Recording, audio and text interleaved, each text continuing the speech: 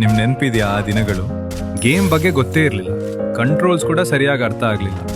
ಆದ್ರೂ ಸ್ಕ್ವಾಡ್ ಜೊತೆ ಸೇರಿ ಆಡೋದ್ರಲ್ಲೇ ಒಂದು ಖುಷಿ ಇತ್ತು. ರನ್ ಬಟನ್ ಒತ್ತೋದ್ ಮರೆತು ಜಾಯ್ಸ್ಟಿಕ್ ಹಿಡ್ಕೊಂಡೇ ಝೋನ್ ಒಳಗೆ ಡ್ಯಾಮೇಜ್ ಆಗಿ ಎಲಿಮಿನೇಟ್ ಆಗ್ತಿದ್ವಿ. ಆದ್ರೂ ಅದ್ರಲ್ಲಿ ಫ್ರಸ್ಟ್ರೇಷನ್ ಇರಲಿಲ್ಲ, ನಗು ಮಾತ್ರ ಇತ್ತು.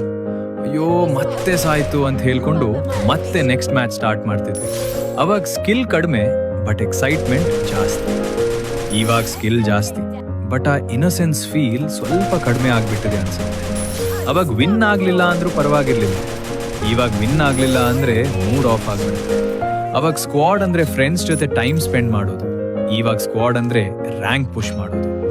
ಆದ್ರೆ ನಿಜ ಹೇಳ್ಬೇಕಂದ್ರೆ ಅವಾಗಿದ್ದ ಆ ಸ್ಮಾಲ್ ಮೂಮೆಂಟ್ಸ್, ಆ ಸ್ಟಿಲ್ ಮಿಸ್ಟೇಕ್ಸ್, ಆ ಕೇರ್ ಫ್ರೀ ಲಾಫ್ಸ್, ಅವತ್ತಿನ ಫೀಲಿಂಗ್ಸ್ ಅವು ಯಾವತ್ತೂ ಸ್ಪೆಷಲ್ ಆಗೇ ಇರ್ತವೆ.